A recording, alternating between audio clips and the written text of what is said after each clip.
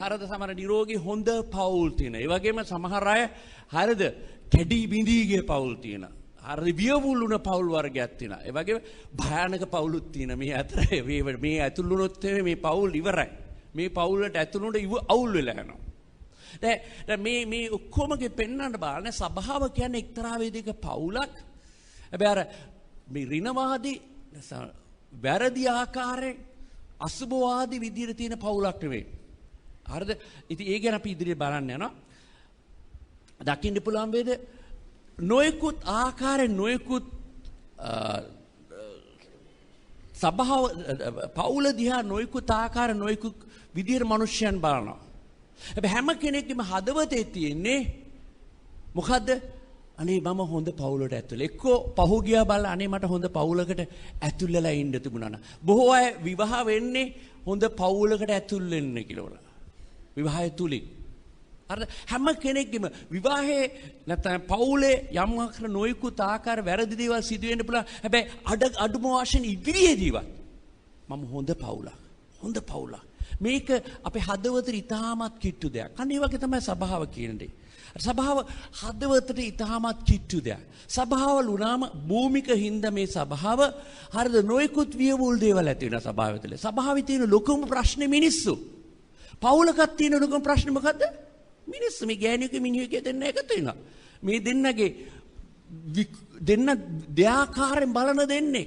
දෙන්න එකතු වෙලා ලස්සන පවුලක් ගොඩනගන්න උන් ආරම්භ කරනවා. අනේ වගේ තමයි සබාවක් කියන එකේ සමහරලාට මේ ගොඩනැගීමේ කාලයේදී හරිද සමහර පවුල් තියෙන ආරම්භක වෙනයි සමහර අය වයසට යන දැන් දකින්න පුළුවන් සිස්ටර් මෙතන සිස්ටර් අපොන්සෙන් බැලුවොත් එimhe එයාගේ තරුණ කාලයක් තිබුණා. තාමත් තරුණ තමයි නේද? හදවතේ තරුණ. සිස්ටර් මේ තරුණ කාලේ තිබ්බ දැන් එයා ආච්චි කෙනෙක් ආච්චිගේ ආච්චි මුණුබුරන්ගේ තර මුණුබුරන් දැකලා නැහැ නේද? නෑ තාම නෑ. මගේ ආච්චි හිටිය මුණුබුරන්ගේ මුණුබුරන් දැක්කා. මේ අවුරුදු 6කට විතර සමරුනේ. හරිද? එයා මුණුබුරන්ගේ මුණුබුරෝ දැක්කා. හරිද? මේ සමහර අය ගොඩාක් කාලයක් ජීවත් වුණා වගේම ඔවුන්ගේ ජීවිතේ දකින්න පුළුවන් නොයෙකුත් සීසන්ස් තිබුණා. නොයෙකුත් ඍතු තිබුණා. හරිද? අනේ වගේ තමයි පවුලක් කියන සබාවක් කියන නොයෙකුත් ආකාරයේ ඍතු තියෙනවා. අර සබාව ආරම්භ කරනකොට හරිද අර පුංචි ළමෙක් වගේ අර බොළඳ ගතියක් තියෙනවා. ඊළඟට මැදි වයසක් තියෙනවා. මහලු වයසක් තියෙන එකම දෙයක් අපි දකින්න බෑ සබාව කවදාවත් මැරිලා යන්නේ නැහැ. මොන තරම් මිනිස්සු බැලුවා සබාව මරලා දාන්න බෑ. මේ සබාව යේසුස් වහන්සේ ඉන්න නිසා සබාව තුළ කවදාවත් සබාව මරලා විනාශ කරලා දාන්න හැටියක් නැහැ. දැන් මෙන්න තව පවුලක් ඉන්නවා. හරිද? මේ පවුල් ඔක්කොම මට හොයාගන්න පුළුවන් වුණා. මේ එක අවස්ථාවල මට ලැබුණ පින්තුරන. හරිද? ඒ වගේම අනන්ත ඒ කියන්නේ කාලේ ආරම්භයේ සිටම දෙවියන් වහන්සේ සිහින බැලුවා. දෙවියන් වහන්සේගේ හදවතේ ආශාව තිබුණේ පවුලක් පිළිබඳව. උන්වහන්සේගේ හදවතේ තිබුණේ පවුලක්. කොහොමද මට පවුලක් මම ඇති කරගන්නේ? හරිද? උන්වහන්සේගේ හදවතේ. එතකොට පවුල කියන්නේ ක්‍රිස්තියානි පවුල කියන්නේ එතකොට සබාව කියන්නේ දෙවියන් වහන්සේගේ හදවතේ ආරම්භයේ සිටම පටන් ගත්ත දෙයක්. හරිද? එතකොට උන්වහන්සේ කැමතුණු උන්වහන්සේගේම ස්වභාවය දරන පවුලක් මුළු පෘථිවියම පිරෙන එක. අර මුළු පෘථිවියම විතරක් නෙමෙයි මම හිතා මුළු විශ්වයම උන්වහන්සේගේ ස්වභාවය දරන සෙනගක් මුළු පොළොවෙන් පුරවන්න කියලා. ඒ කියන්නේ උන්වහන්සේගේ පුත්‍රයාණන්ගේ ස්වභාවය දරන සෙනගකින් මුළු පොළොවම පුරවන එකයි. මේ හින්දායි අපේ සාමාන්‍ය පුංචි පවුලක් ගත්තම ඔවුන්ගේ තියෙන එකම ආශාව වර්ධනය වෙන එක. ඒක දකින්න පුළුවන් මේ සතුන් අතර. හරිද? මේ සතුන් අතර තමාගේ වර්ගයා බෝ කිරීමේ තියෙන ආශාව. ඔවුන්ට නිකන් සහජයෙන් උපන් දවසෙන්ද තමාගේ වර්ගයා බෝ කිරීමේ ආශාවක් තියෙනවා. දෙවියන් වහන්සේ මේ දේ සභාවට මේ විශේෂම පවුලට දුන්නා. ඒ දේම තමයි දකින්න පුළුවන් මේ සභාවේ. හරිද? තමාගේ වර්ගයා බෝ කිරීමේ ආශාව. තමන්ගේ දෙවියන් වහන්සේගේ ස්වභාවයේ ධර්ණ සෙනග උන්වහන්සේට අවශ්‍යයි. මෙන්න මේකටයි අපි සභාව කියලා කියන්නේ. හරිද? උත්පත්ති 1:28 පොඩ්ඩක් බලමු. කරුණාකරලා උත්පත්ති 1:28 බලන්න. සමාවෙන්න. මොකද්ද කියන්නේ? උත්පත්ති 1:28. දෙවියන් වහන්සේ ඔවුන්ට ආශිර්වාද කළසේක. දෙවියන් වහන්සේ ඔවුන්ට කියනසේක් නුඹලා බෝවි වැඩි වෙමින් බලන්න දෙවියන්ස කියන නුඹලා බෝවි වැඩි වෙමින් ඊළඟ පොළව පූර්ණ කොට ඒක පොළව පූර්ණ කරන්න කියලා කියන ඊළඟට ඒක යටත් කරගන්නේ. ඊළඟට යටත් කරගන්නත් කියලා කියනවා. උන්වහන්සේට මේ දේ කරන්න බැරි කම නෙවෙයි. උන්වහන්සේ කිව්වා මේ පුංචි පවුල ඇත්තේ මෙතකොට එක්කෙනා හිටියේ කිව්වා නුඹ බෝ වෙන්න ඕනේ, වර්ධන වෙන්න ඕනේ, මුළු පොළොවම පුරවන්න ඕනේ. ඊළඟට මුහුදේ මත්ස්‍යයන් කෙරෙහිද ආකාශයේ පක්ෂීන් කෙරෙහිද පොළොව පිට හැසිරෙන සියලු සතුන් කෙරෙහිද අධිපතිකම් කරාවියයි කීසේක. අද උන්වහන්සේ ඒ ආධිපත්‍ය බලය මනුෂ්‍යයාට දුන්න මුළු පොළොම පුරවන්න කියලා. ඒ අතරම දකින්න පුළුවන් දෙවියන් වහන්සේ මනුෂ්‍යයා මැව්වේ කාගේ ස්වභාවයෙන්ද? උන්වහන්සේගේම ස්වභාවයෙන්. හැබැයි දකින්න පුළුවන් වේද උන්වහන්සේගේ ස්වභාවයෙන් කිව්වට උන්වහන්සේ ඒ කියපු වෙලාවේදී උන්වහන්සේ කිව්වා පිරිමියා සහ ස්ත්‍රිය දෙන්නම උන්වහන්සේගේ ස්වභාවයෙන් මැව්වා කියලා තියෙනවා. හරිද? උන්වහන්සේගේ ස්වභාවය ඒ කියන්නේ උන්වහන්සේ කිව්වේ කාන්තාවත් ස්වාමියා දෙන්නම උන්වහන්සේගේ ස්වභාවයට එක්කෙනෙක් හැටියට උන්වහන්සේගේ ස්වභාවයට ආරන්නේ. එක්කෙනෙක් හැටියට. එහෙනම් තමයි විවාහයේදී අත්‍යවශ්‍ය වෙන්නේ මේ දෙන්න එකතු වීමෙන් විතරයි යේසුස් වහන්සේගේ උන එක මාංශයක් බවට පත් වෙනවා කියලා. මේ දෙන්න එකතු වීමෙන් දෙවියන් වහන්සේගේ ස්වභාවය දරන්න පටන් ගන්නවා. වෙන වෙලා ඉන්නකොට සම්පූර්ණයෙන්ම ඒ ස්වභාවය දැරීමේ අපහසුතාවයක් තියෙනවා. මේ හින්දා දෙවියන් වහන්සේගේ මේ දෙන්න එකතු කරන්න. ඒතකොට දෙවියන් වහන්සේ මොකද්ද කරේ? මනුෂ්‍යයා එකතු වෙලා හිටපු දෙන්න සමාන ආදම්ම හිටිය තනියම ආදාන්ට නින්දක් එන්න සැලස්වා ඊළඟට ඔහුගේ ඉලයටක් අරගෙන අලුත්ම පුද්ගලයෙක් ලැබුවා. කියන්නේ ආදම් පළමු වතාවට අපි දකින්නේ පිරිමි අයයි පළමු දරුවන් බිහි කරන්නේ කවුද? දරුවන් බිහි කරන්නේ කාන්තාව. පිරිමි බිහි කරන්නේ පළමු අවස්ථාව මෙන්න තියෙන දෙවියන්සේ දරුවේ වෙනම ජීවනයක් ගත්තා, පුද්ගලයෙක් ගත්තා පිරිමියෙක් තුලින්. හැබැයි ලස්සන ඉංග්‍රීසියෙන් කියනවා අර පිරිමියාට කියනවා මෑන්, ගෑණියට කියන මොකක්ද ඉංග්‍රීසියෙන් කියන්නේ? woman. අර ඇත්තම මුල් භාෂාවේ womb man. womb W-O-M-B. ඒ කියන්නේ womb කියන්නේ මොකද්ද? ගර්භාෂය.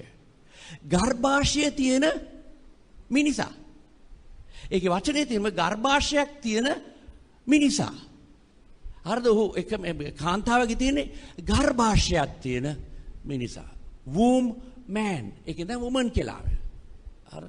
womb man. ඒ කියන්නේ ගර්භාෂයක් තියෙන පුද්ගලෙක්. ඉතින් දෙවියන් වහන්සේගේ මුල් පැවැත්මේ දෙවියන් වහන්සේගේ ආශාව තිබුණේ මේ මුළු පොළොවම උන්වහන්සේගේ ස්වභාවය දරන සෙනගකින් පූර්ණ කරන එක.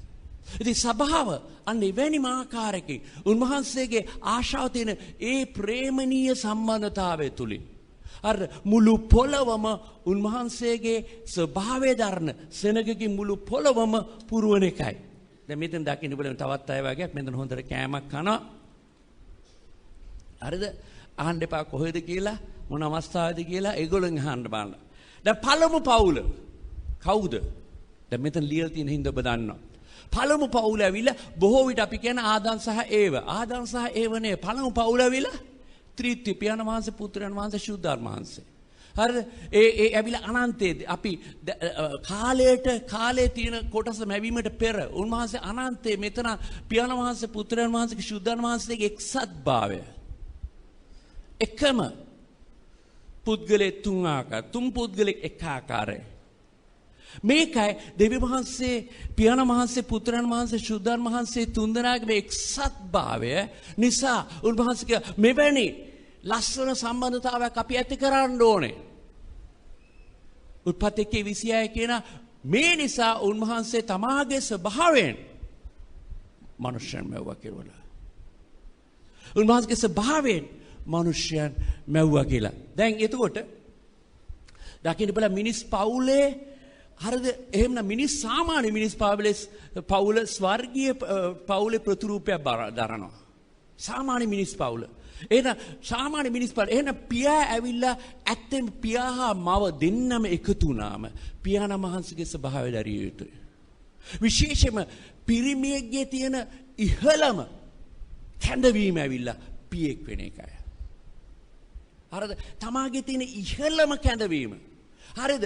මහා ලොකු මහා බලවත් වූ දේවල් කරනවර ලෝකෙට මහා බලවත් දෑ කරන කෙනෙක් මේ දෙවියන් වහන්සේ බලන ආකාරය ඔබේ තියෙන මූලික කැඳවීම ඔබ හොඳ පියෙක් වෙන එක. හේතුව දෙවියන් වහන්සේ බලාපොරොත්තු වෙන ඔබ හොඳ පියෙක් වෙයි කියලා. ඒක දෙන්නම එකතු නම් පුරුෂය කාන්තාව දෙන්නම එකතු වෙලා දෙවියන් වහන්සේ බලන්නේ ඔබ උන්වහන්සේගේ ස්වභාවය ඔවුන්ගේ දරුවන්ට නිරූපණය කරයි කියලා. ඒ දේ ප්‍රතිරාවයක්. ඒ දේ පතුරවයි කියලා අනිත් අයට. ඒතර දෙවියන් වහන්සේ බලන්නේ සභාව තුලින් මේ සභාවේ ඉන්න පුරුෂයන්ගෙන් අද ලෝකේ දකින්න පුළුවන් මේ දෙවියන් වහන්සේ බලන්නේ ලෝකේ පුරුෂයන්ගේ මේ පුරුෂයන් ගැන අපි පුරුෂයන්ගේ මේ රැස්වීමක් තිබුණා. මම පොඩ්ඩක් බලනකොට මේක පුරුෂයන් විවාහක පුරුෂයන් නැගිටින්න කියනකොට ප්‍රමාණය ඉතාමත් අඩුයි නේද? පුරුෂයන්ගේ හැම දෙයකට සහභාගී වීමේ මැලිභාවයක් තියෙනවා. හැම වෙලේම පස්ස ගහන සිරිතක් තියෙනවා. කාන්තාවන් ඉස්සරහට තල්ලු කරනවා. ගෙදර මම ඉන්නම්. මම වැඩ කරන්න. වැඩ කරලා ඉල්ල මම ගෙදර ඇවිල්ලා මම ටීවී එක බලන්න. හරිද? ඕගොල්ලෝ හැම දෙයක්ම කරන්න. මම ගෙදර වැඩ කරන්න. ගෙදර වැඩ කරලා ඉන්නම් එච්චරයි එයා බලන්නේ. කිසිම වගකීමක් ඕන් බොහෝ විට වගකීම ගන්න කැමති නැහැ. පැහැරන විශේෂම සභාව තුල. අද ඕන් කරන්න කැමති නැහැ. හරිද? හැබැයි දෙවියන් වහන්සේ කියන්නේ නෑ. පුරුෂයන් අත්‍යවශ්‍යයි. හැබැයි තීරණ ගැනීමකදී ඔවුන්ට ඉඩ දුන්නේ නැත්නම් එදා තමයි තියෙන්නේ ගෙදර තියෙන අප්සෙට් එක. තීරණ ගන්න ඕන්ට ඕනෙලු. හැබැයි දෙවියන් වහන්සේ බලන ආකාරයට නෑ. සභාව, පවුල, පිරිමියා, පුරුෂයා දෙවියන් වහන්සේගේ ස්වභාවය ධර්ණ උන්වහන්සේගේම ස්වභාවය ධර්ණ පුද්ගලෙක් විය යුතුයි. මේක උන්වහන්සේ අපි මොන පසුබිමකින් ආවත් හැම පුද්ගලකින්ම බලාපොරොත්තු වුණ දේ මේකයි. උන්වහන්සේගේ ස්වභාවය ධර්ණ. හරිද? එතකොට කිතුණු සභාවක හරිද? තිබිය යුතු සෑම ගුණයක් කිතුණු සභාවද මේ දෙවියන් වහන්සේ තුල තියෙන සෑම ගුණාංගයක්ම තිබිය යුතුයි. ඒ පවුලක සාමාන්‍ය පවුලක් ගත්තොත් ඒ පවුලක තියෙන හැම ගුණාංගයක්ම සභාව තුල තිබෙන්න ඕනේ. කිතුණු සභාව තුල මේ දේ තියෙන්න ඕනේ. පවුලක සාමාන්‍ය තියෙන ප්‍රේමීය සම්බන්ධතාවල් මේ වගේ පවුලක තියෙන ගෝරිත්‍යයි. පවුලක තියෙන හරිද මොනවා වුණත් ප්‍රශ්න ඇති වෙයි. මේ දේවල් සාමාන්‍ය පවුලක සාමාන්‍ය සභාවක ඔබට දකින්න සිදුවේ. හරිද? මේ හින්දා අපි කියන්නේ සභාව ඇවිල්ලා නිකන් හරිද පණ නැති සංවිධානයක් නෙවෙයි. මිනිස්සු එකතු වෙලා වැඩ කරන්නේ. මෙතන සම්බන්ධතාවල් අනුව මනුෂ්‍යයන් එක එක්කෙනේ පවුලකට සම්බන්ධතාවල් අනුව අපි එකතු වෙලා තියෙන්නේ. හරිද? ඔයගොල්ලෝ ආවොත් දකින්න පුළුවන් මේ සභාවල් වල සාමාන්‍ය මේ චෑමන් හැටියට ඉන්නේ සභාපති හැටියට ඉන්නේ මමයි. හැබැයි ඒක නීතිමය කොටසක් විතරයි. අර නීතිමය වශයෙන් බලාපොරොත්තු වෙන. හැබැයි එහෙම නෙමෙයි අපි එක එක්කෙනාට රිලේට් වෙන සම්බන්ධ වෙන්නේ. හරිද? අපි සාමාන්‍යයෙන් ඔෆිස් එකක තියෙන තත්ත්වකින් නෙවෙයි අපි ඒ විදිහට මනුස්සයන්ට එක්ක සම්බන්ධතාවල් තියෙන්නේ. පවුලක් හැටියට. අපේ සම්බන්ධතාවය තියෙන පවුලක් හැටියට එක්කෙනෙක් අනිත් එක්කෙනාගෙන සහෝදර සහෝදරියන් හැටියට. හරිද? පියවරු දූවරුන් හැටියට. පුතුන් හැටියට. මව්වරු පුතු දරුවන් හැටියට. අපි එක එක්කෙනාට සභාව කියන්නේ ඒ වගේ දෙයක්. නිකන් ඇවිල්ලා හරිද? නිකන් ඇවිල්ලා පොඩ්ඩක් අර මම මගේ වැඩේ කොටස කරගෙන ගියා මම ගෙදර පවුලක ඉන්නකොට ඒ දේ කරන්න බෑ. පවුලක් ඇවිල්ලා හෝටලයක් නෙවෙයි. අර බොහෝ විට හිතන්නේ පවුලක් කියන්නේ බොහෝ දෙනෙක්ට ඇවිල්ලා හෝටලයක්. අර මම ආවා කෑවා අර මගේ කාමරේ නිදාගත්තා. මගේ කාමරේ නිදාගත්තන් පස්සේ කාමරේ ඔක්කොම අස් කරලා දාන හෝටලේ කට්ටිය නම් අර මම කෑමට ගියාම මට ඕනේ දේ මම ඕඩර් කරන කාලා බිල ගෙවලා මම යනවා. ඒක හෝටලය. බොහෝ අය හිතන සභාවත් අන්න ඒ වගේ දෙයක් කියලා. සභාව ඒ වගේ දෙයක් නෙවෙයි. සාමාන්‍ය පවුලක Tamanට වගකීම් තියෙනවා. ඒක ගැන අපි ටිකක් ඉදිරියට බලමු. හැබැයි දෙවියන් වහන්සේ මෙතරම් සිහිනයක් උන්වහන්සේගේ හදවතේ තිබුණත් මේ ලස්සන පවුලක් මැවීමට හැබැයි ආදම් සහ ඒව මොකද්ද කරගත්තේ? ඔවුන් පාපයට වැටුණා. ඒ හින්දා දෙවියන් වහන්සේගේ ස්වභාවය වෙනුවට ඔවුන් තුලට පැමිණි මොකද්ද? සාතන්ගේ යක්ෂයාගේ ස්වභාවය ඇති වෙන්න පටන් ගත්තා. ඔවුන් දෙවියන් වහන්සේගේ ප්‍රේමය, කරුණාව, දයාව ලෝකේ නිරූපණය කරනවා වෙනකොට මිනිස්යා තුලින් අද එළිදරව් වෙන්න පටන් ගන්නේ මොකද්ද? ක්‍රෝධය, වෛරය, තණ්හා, බලලෝභය. මේ දේවල් නික්ම වෙන්න පටන් ගත්තා. සම්පූර්ණයෙන්ම වෙනස් වූ දෙයක්. සම්පූර්ණයෙන්ම වෙනස් වුණු දෙයක්. ඊටමත් අප්‍රසන්න දෙවියන් වහන්සේ බලාපොරොත්තු වුණා ඒත් මිනිස්යාගේ තියෙන ක්‍රූරකම නිසා පාපිෂ්ඨභාවය. රෝම 5:12 පොඩ්ඩක් කියවනවා. මොකද්ද කියන්නේ?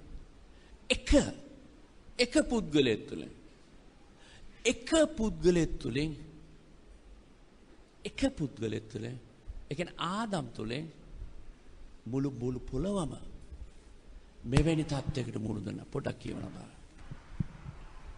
එයින් එක් මිනිසෙකු කන්න කොටගෙන පාපය කන්න කොටගෙන මරණයත් ලෝකයට ඇතුළු වුණාක් මෙන් සියලු මිනිසයන් පව් කළ බැවින් සියල්ලන් කෙරෙහි මරණයද පැමිණුණේය. බලන්න මේක අපි දන්න දෙයක්. දෙවියන් වහන්සේගේ ස්වභාවය නෙවෙයි දැන් හරිද? අපි මල ස්වභාවයක්. ඉතින් පවුල විකෘති වුණා.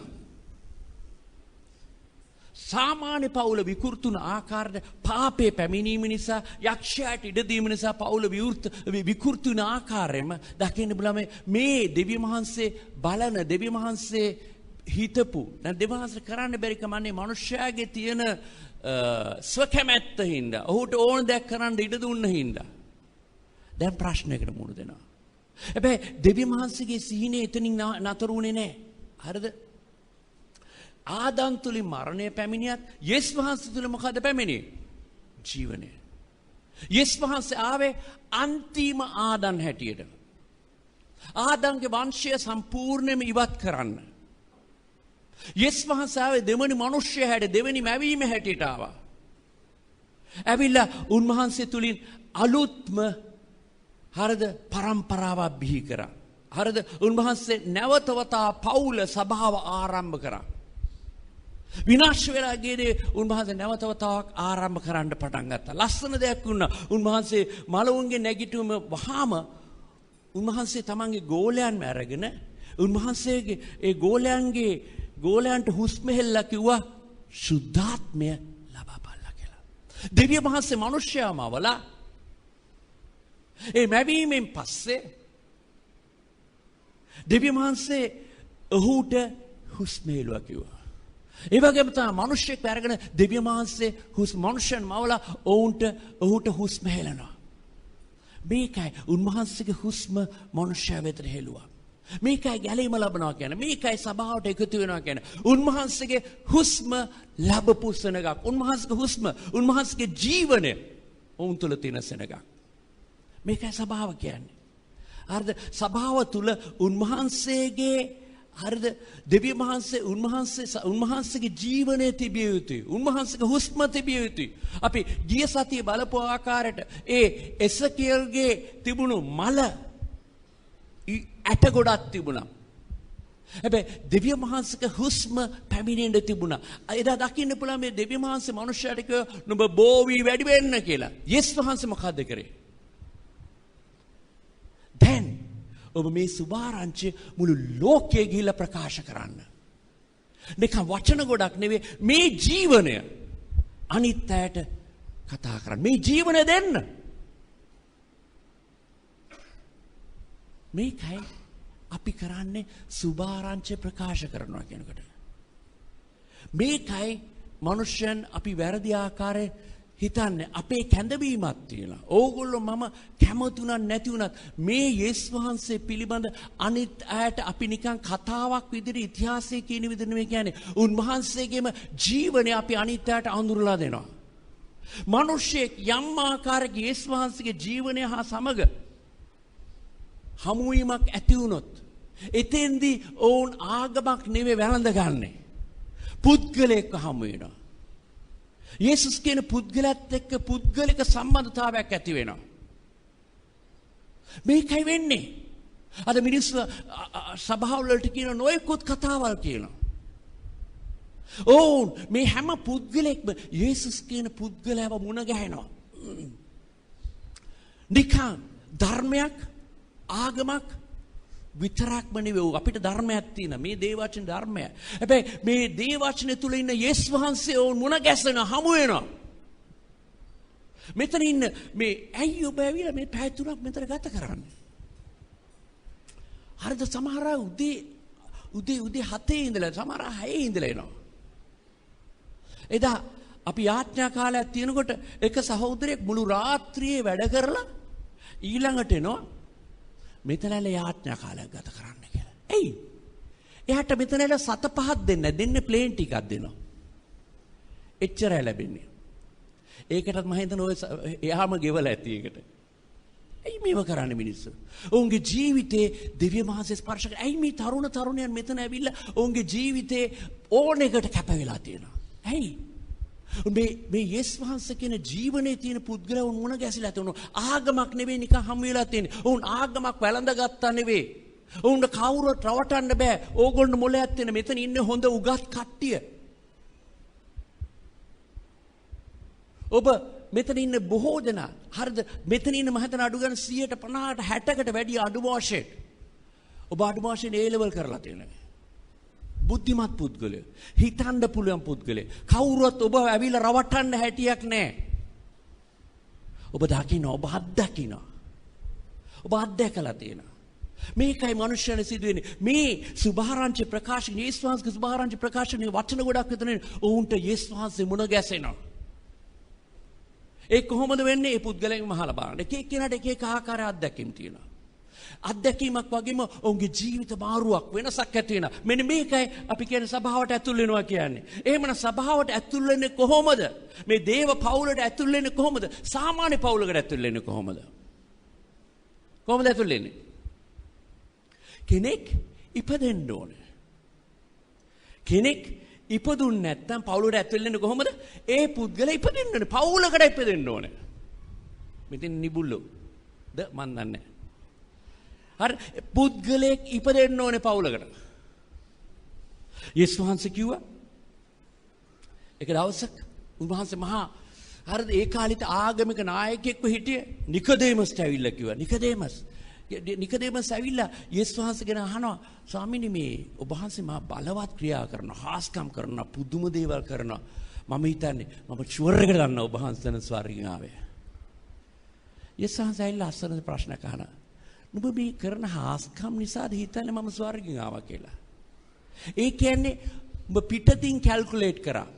හරිද? හොයලා බැලුවා නික මානසික වශයෙන් මේ සාමාන්‍ය අපිට විග්‍රහ කරලා හිතන්න පුළුවන් මේ 1 1 2 2 2 4 4 4 8යි. ඒතර මම බලන මේ හාස්කම් වෙන මේතන වෙන මේ එහෙන්න මේ දෙවියන් වහන්සේ. බෙදීස් වහන්සේ කිව්වා නෑ. ස්වර්ගික දේවල් දැනගන්න නම් ස්වර්ගික දේවල් ඔබ අලුතෙන් උත්පාදනය ලැබිය යුතුමයි. යොහන් 3 ඉඳලා 6ට කියවන්න බලන්න. හරිද? ඔබ උන්වහන්සේ කිව්වා ඔබ නව උත්පාදනයක් ලැබිය යුතුමයි. ඔබ ස්වර්ගික දේවල් තේරුම් ගන්න, අඳුර ගන්න. දෙවියන් වහන්සේගේ දේවල් අඳුර ගන්න. දෙවියන් වහන්සේව අඳුර ගන්න. ඔබ නව උත්පාදනයක් ලැබිය යුතුමයි. එහෙම නැතුව ඔබට ආගම තියෙයි. ඒකයි උන්ට යුදෙව ආගම තිබුණා. ඒක යේසුස් වහන්සේ ඇවිල්ලා පුදුම හාස්කම් ක්‍රියා කරන්න පටන් ගත්තා. යේසුස් වහන්සේ කියපු වචන පවා ඔවුන්ට තේරුම් ගන්න බැරි වුණා. මේ මොනෂ මොනවද මේ කතා කරන්නේ? හරිද? ඒ දේවල් උන්වහන්සේගේ කියපු වචන පවා උන් විකෘති කරලා කතා කරන්න පටන් ගත්තා. උන්වහන්සේගේ හැම දෙයක්ම උන් විකෘති කරලා කතා කරන්න පටන් ගත්තේ ඔවුන්ගේ ආගමික භාවය තිබුණා. හැබැයි ඔවුන් කිසිම ආකාරයක ආත්මික අත්දැකීමක යේසුස් වහන්සේ නිකොදේමස්ට කියන නිකොදේමස් මේව ඔබට දැනගන්න බෑ. පොත්වලේ මේ දේවල් නිකන් මේවා දේවල් සෙවීමෙන් අරවා මේව කරලා තම මානසික වශයෙන් ඔබට දැනගන්න බෑ. ඔබ නව උත්පාදනයක් ලැබිය යුතුමයි. අභ්‍යන්තරයෙන් ඔබ නව උත්පාදනය ලැබුණොත් විතරයි ඔබට දිව්‍ය වහන්සේගේ දේවල් දකින්න. නිකන් අරේ හාස්කමක් මෙහි හාස්කමක් පුදුම ක්‍රියාවල් වුණා. ඔව් ඒක අපිට මානසික වශයෙන් කියන්න පුළුවන් මේක මේක මෙතන සිදු වෙනවා. හැබැයි ඒකෙන් නෙවෙයි දිව්‍ය වහන්සේ දැනගන්නේ. කියවන්න බලන්න ඉන්නකම්. යේසුස් වහන්සේ උත්තර දෙමින් සැබවක් නුඹට කියමි. යමෙක් අලුතෙන් නූපාන්නොත් ඔහුට දෙවියන් වහන්සේගේ රාජ්‍ය දකින්නට නොහැකියයි ඔහුට කීසේක. දැන් තේරුම් ගන්න බෑ නිකෝදෙමස් මේ වෙලාවේ දෙවියන්ගේ රාජ්‍ය පිළිබඳ ඔක්කොම එයා විස්තර කරලා දෙයි. මොකද ඔහුගේ පරණ ගිවිසුමේ බයිබලයේ අනුවට කියන්නේ මේ ඔක්කොම මම දන්නවා මේ ඔක්කොම කියලා තියෙනවා. මෙතන කියන්නේ ඔබට දේව රාජ්‍යයට දෙවියන් වහන්සේගේ රාජ්‍ය දකින්නට නොහැකියයි ඔහුට කීසේක. ඔබට උළුවෙන් පොඩ්ඩක් දන්නවා හැබැයි හදවතින් දැනගන්න බෑ මේව දකින්න බෑ ඊළාට නිකෝදෙමස් වහන්සේට කතා කොට මිනිසෙක් මහලුව සිටියේදී උපදින්න පුළුවන් කොහොමද? දෙවෙනි වර මව් කුසට ඇතුල්ව උපදින්න පුළුවන්දයි උන්වහන්සේට කීවේය. යේසුස් වහන්සේ උත්තර දෙමින් සැබවක් නුඹට කියමි. යමෙක් වතුරෙන්ද ආත්මයන්ගෙන්ද නූපන්නොත් ඔහුට දෙවියන් වහන්සේගේ රාජ්‍යයට ඇතුල් වෙන්න බැරිය. මාංශයන්ට උපදින දේ මාංශය, ආත්මයන්ගෙන් උපදින දේ ආත්මය. දැන් කිටිම යේසුස් වහන්සේ මොකද්ද කියන්නේ? උන්වහන්සේ කිටිම කියන්නේ මේකයි. ඔබට මානසික වශයෙන් මේ දේ විග්‍රහ කරලා තේරුම් ගන්න බෑ. ඒ වැඩක් නෑ. මානසික වශයෙන් කියලා දෙන්න පුළුවන් මේක යන්නේ නෑ. අර ඔළුවට ගියත් හදවත ඇතුල් වෙන්නේ නෑ. මේ හින්දා බොහෝ විට අරද මෙතන හොඳ බුද්ධිමත් පුද්ගලයෝ ඉන්නවා. අරද හොඳට උගත් කට්ටිය ඉන්න විශ්වවිද්‍යාලවල මෙතන සයන්ස් කරන මෙතන නොයිකුත් මේ මෝඩ ගොඩක් නෙවෙයි ඉන්නේ හොඳට විග්‍රහ කරලා බලන්න පුළුවන්. හැබැයි සමහරලාට දෙවියන් වහන්සේගේ දේවල් විග්‍රහ කරනකොට බෑ. කවුද කියපු විදිහට මේ අලගෙඩියක් වගේ මොළ ගෙඩියකට කොහොමද දෙවියන් වහන්සේගේ දේවල් ඇතුළු කරන්නේ? මට බෑ. තේරුම් ගන්න බෑ. ඊතරම් උන්වහන්සේ විශ්මිතයි. අපි බැලුවා එක දවසක් වීඩියෝ එකක්. මේ විශ්මිත ඉතා විශාල වූ දෙවියන් වහන්සේගේ අග මුල කොහොමද මම හොයන්නේ? එහෙනම් මම මේ මුලේ පොඩ්ඩක් පැත්තක තියලා උන්වහන්සේ කියන දේ පිළිගන්න වෙලා තියෙනවා මට. සමහර දේවල් මට විස්තර කරන්න බෑ. ඕගොල්ලෝ ඇහුවොත් මේ මයික් එකකින් කතා කරන එක මේකෙන් ගිහිල්ලා මේ වාරයෙන් ගිහිල්ලා අතන ගිහිල්ලා ඕගොල්ලන්ට ඇහෙන හැටිගේ මගෙන් ඇහුවොත් එම මේ සමහර අය දන්නවා ඇති. හැබැයි මේකේ පිටිපස්සෙන් තියෙන ඔක්කොම මන් දන්නේ නැහැ. මෙලවද දකින්න. මෙතන දාන මේ පින්තූරේ අතන එන්නේ කොහොමද? ඒක හරියම අමාරු වැඩක් නෑ. මෙතන තියෙන පොඩි ෆෝන් එකකින් ඇමරිකාවේ ඉන්න කට්ටියට මේ දැන් මේ මොහොතේ කතා කර ඔවුන්ගේ මූණට මූණ බලලා කතා කරන්නේ මේක කොහොමද වෙන්නේ?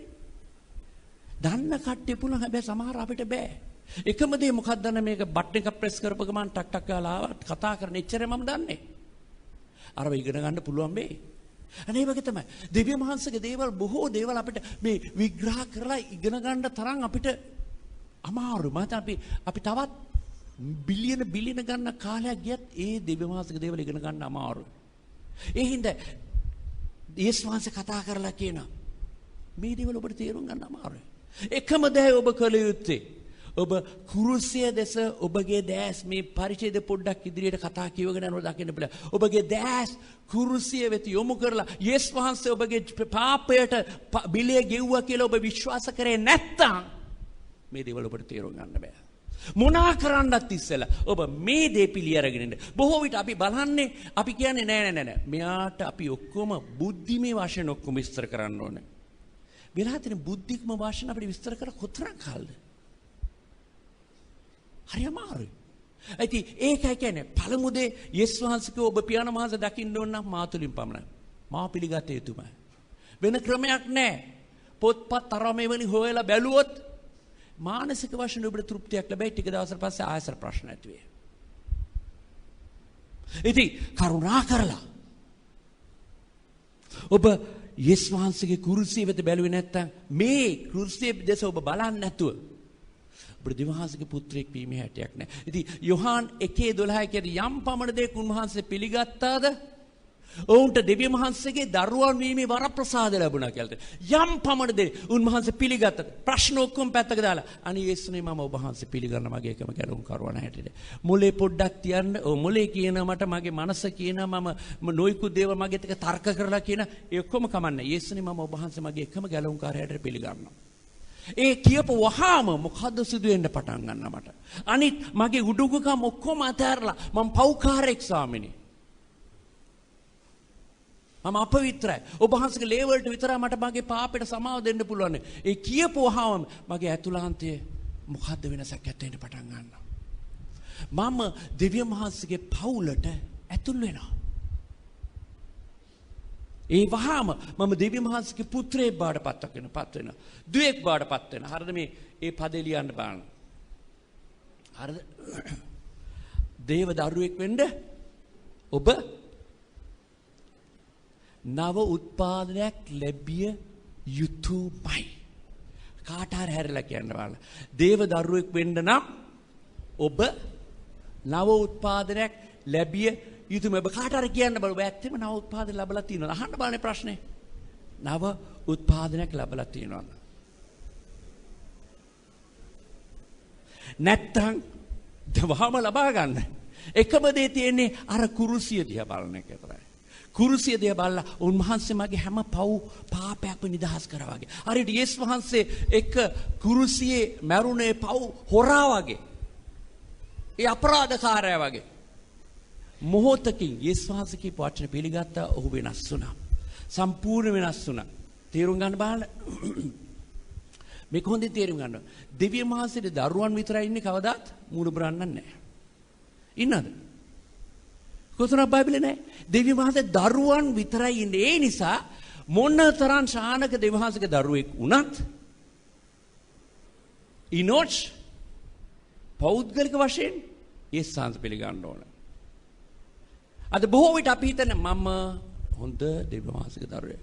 මම අවුරුදු 40ක් තිස්සේ දෙවියන් වහන්සේට ගත කරනවා. ඒ හින්දා මේ පල්ලියේ ඉන්න ප්‍රධාන සමාජිකයෙක් මම. ඒ හින්දා මගේ දරුවන්ට විශේෂ. දැන් සමහර සභාවල තියෙන එක පුටුපාවා වෙන් කරලා තියෙන. අම්මෝයි පුටුවල ගිහලා වෙන එක්කෙනෙක් ඉඳගත්තොත් එදා තමයි ගෝරි. හරිද? මේ සභාව අයිතියක් තියෙන. මමයි මගේ ළමයිට පවුඟක ළමයි හරිද? අදේවාදියෝ. හැබැයි ඒ කට්ටගෙන මම හින්න මුන් ඔක්කොම ස්වර්ගයට යනවා. ඒ කියන්නේ මම ගෙවලා ඉවරයි ගණන. ඒක වෙන්නේ නැහැ. අපි හිතන්නේ මගේ දරුවන්. ඒ හින්දා ඔබ පෞද්ගලික වශයෙන් යේසුස් වහන්සේ පිළිගත යුතුයි. මගේ තාත්තගේ අම්මගේ බලයෙන් වුන් කරපු පින් නිසා මට යන්න බෑ. යහපත් ක්‍රියාවන් නිසා මට කවදාවත් ස්වර්ගයට වහන්සේගේ පවුලට ඇතුල් වෙන්න බෑ. හරිද? එකම දේ ඔබ නව උත්පාදනයක් ලැබිය යුතුයි. හරිද? දැන් මෙතනින් මම පෙන්වන්න බලන්නේ ගෙදර සුරල් හදන බල්ලා එකතුල යාඥා කරත් බල්ලාමයි. ඌ ස්වර්ගයට යන එක මම දන්නේ නැහැ. හැබැයි එකම දේ ඌ බල්ලෙක්. ඌ පවුලේ පුද්ගලයෙක් බවටපත් වෙන්නේ නැහැ. අපේ ගෙදර ඕලේ. අපි ගෙදර බල්ලා ඕලේ. කවදාත් ඌට හරි අමාරුයි. අර අද උදේත් අපිත් එක්ක ගොඩාක් සෙල්ලම් කරන හැම වෙලේ සෙල්ලම් කරන්න ඕනේ යාට මේ. ඉතින් මොනතරම් හැබැයි මම කියලා තියෙන මේ ඌ නම් ස්වර්ගයට යන බල්ලෙක් තමයි කියලා. හරිද මේ උගේ ක්‍රියාවන් උංගක් හොඳයි කමන්නේ වෙනම දෙයක්. හැබැයි ඌ මොනවා වුණා බල්ලෙක්. බලු ගති තියෙනවා. බල්ලගේ බලු ගති තියෙන මොනතර මම ඊයේ වීඩියෝ එකක් බැලලා බල්ලෙක් කතා කරලා I love you කියලා කෑ ගහනවා. බල්ලා කෑ I love you කියලා කෑ. මම බල්ලා පුහුණු කරන්න පුළුවන් වෙයි. මිනිස්සුන්ව පොඩ්ඩක් හරවලා එහෙම් මෙහෙන් හරිද දේවල් පෙන්වන්න පුළුවන් වෙයි. හරිද? සමහර දේවල්ට මනුෂ්‍යයන් පුහුණු කරන්න පුළුවන් වෙයි. හරිද? ඔබගේ යහපත් ක්‍රියාවන් නිසා ඔබ දේව පවුලට අයිති කියලා හිතන්න එපා කවදාවත්. ඒක වෙන්නේ නැහැ. ඔබ කවදාවත් ඔබගේ යහපත් ක්‍රියාවන් නිසා කරන හොඳ දේවල් නිසා හරිද? ඊරිද රැස්වීමට එන නිසාවත් බයිබලයේ කියවෙන නිසාවත් හරිද?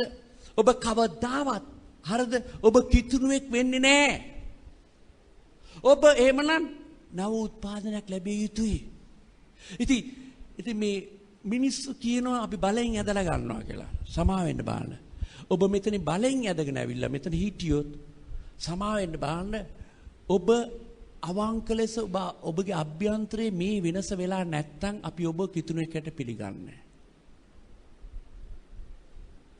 මෙතන ඔලු ගෙඩි ගොඩක් දාගන්න එක නෙවෙයි අපිට ඕනේ. මනුෂ්‍යයන්ගේ අභ්‍යන්තරේ වෙනසක් නිකන් බෝතලයක ලේබල් එක වෙනස් කරාට වැඩක් නැහැ. අර ආගමේ ඉඳලා මේ ආගමට හැරෙන්න නෙවෙයි වැදගත් වෙන්නේ. ඔවුන්ගේ අභ්‍යන්තරයෙන් ඔවුන් දෙවියන් වහන්සේ අවංක පිළිගත යුතුයි. එවිට ඔවුන් දෙවියන්ගේ රාජ්‍යයට ඇතුල් වෙනවා.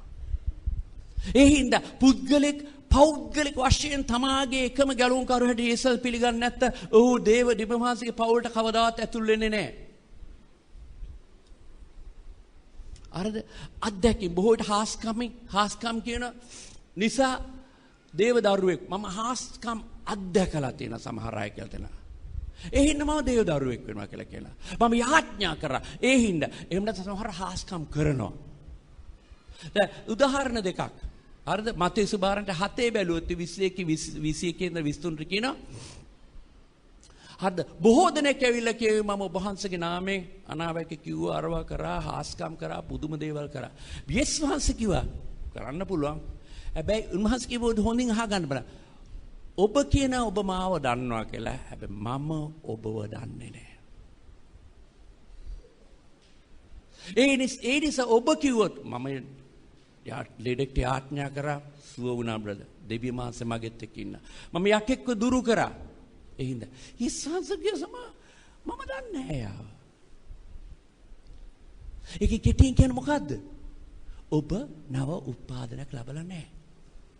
මේ පුද්ගලයා මේ කියන පුද්ගලයා නොයෙකුත් දේවල් කරන්න පුළුවන්. දැන් ඒකෙන් කියන්නේ ඒ දේවල් සිදු වුණ පුද්ගලයන් හාස්කම් පුදුම ක්‍රියාවල් කරන්නේ නැති කෙනෙක් යේසුස් වහන්සේගේ යම් වෙන පුද්ගලෙක් අදහැවුවොත් මේ දේවල් කරන්න පුළුවන් කියලා කියනවා. හැබැයි අපි හිතනවා පුද්ගලෙක් මේ දේවල් කරන නිසා ਉਹ ගැලීම ලැබලා කියලා. එහෙනම් දේවචන අනුව වැරදි. ඒ වගේම ක්‍රියා 10 එකේ ඉඳලා පොත බැලුවොත් කොර්නේලියස් පිළිබඳ කියන කොර්නේලියස් යහපත් පුද්ගලෙක් අතර හොඳ යහපත්. ඔව් දෙවියන් වහන්සේගේ නාමයෙන් දාන දුන්න පුද්ගලෙක්ලෝ දාන අරමය දුන්නා. දෙවියන් වහන්සේ තෝට ප්‍රේම කරා. මේ හොඳින් අහගන්න. දෙවියන් වහන්සේ තෝට ප්‍රේම කරා. දේවදූතයෝ පවා ආවා. ඔව් හැමෙන්න. හැබැයි ඔය ගැලේම ලැබලා හිටියේ නෑ. ඔව් නව උත්පාදනයක් ලැබලා හිටියේ නෑ. හේතුව දෙවියන් වහන්සේම ඔහුට දෙවියන් වහන්සේ මාර්ගයක් විවෘත කරා. ඔය ගැලවීමේ පණිවිඩය අත්දැකේ කියලා. දැන් තේරුණාද? අපි මොනතරම් හාස්කම් පුදුම ක්‍රියාවල් මගේ ජීවිතේ මම කරලා ඇති කෙලවරේදී ඔය ගැලේ බලබලා තිනවා. ඔබ යේසුස් වහන්සේ ඔබගේ පෞද්ගලික ගැලුම්කරුවට පෙරහැරගෙන උන්වහන්සේගේ පවුලට ඇතුල් වෙන්නේ අන්න ඒ නිසාමයි. මම මේ දේ විශේෂයෙන් මම වැඩිම අවධාරණය කරලා කතා කරන්නේ. වැඩිම මම බාර කරලා කතා කරන්නේ අද නොයිකුත් ආකාරයෙන් පැතිරෙන බොරු සිද්ධි නිසා, බොරු දේවල් නිසා. සභාව ඒ වගේ බලාත්කාරයෙන් අපිට කරන්න බෑ. ඒක වැරදි. එහෙම කරනවා නම් ඒ දේ කරොත් මේ දේ වචන සම්පූර්ණ විරුද්ධයි. අර වතුර බෞද්ධස්මය. අද අභ්‍යන්තරේ කරන වෙනස පිටස්තර ක්‍රියාවකින් පෙන්නනවා. මම ඉන්ටර්නෙට් එකේ දැක්කා පින්තූරක් අර පුද්ගලෙක් බෞද්ධස්ම කරනවා. ඊට පස්සේ ඒක කියන මේ විදිහට තමයි මේ අය සුව කරන්නේ කියලා කියනවා.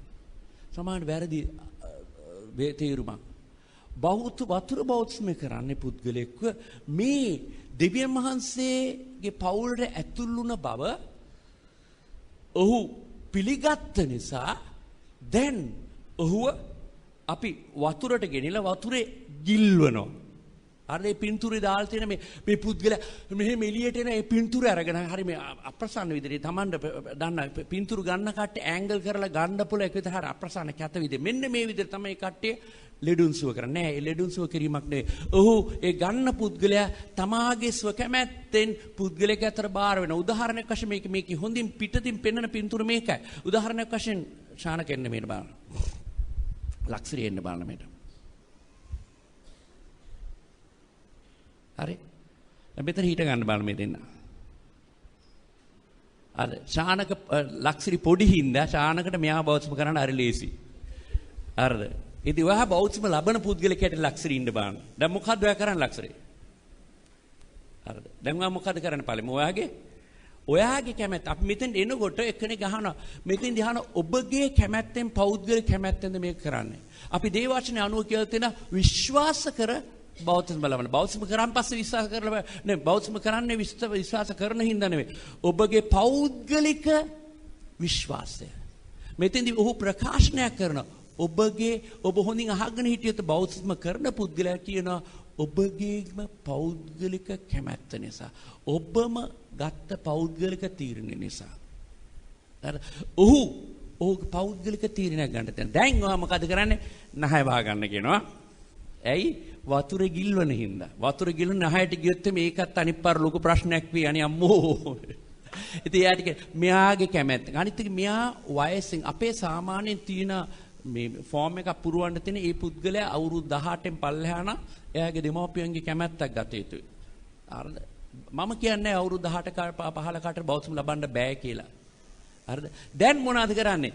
මෙයාව දැන් මෙයා පිළිගත්තන් පස්සේ පිළිගන්න බව කියන. දැන් ඔය බෞද්ධම කරන හැටි කියන. ඔය ශක්තිය තියෙන මොකද කරන්නේ?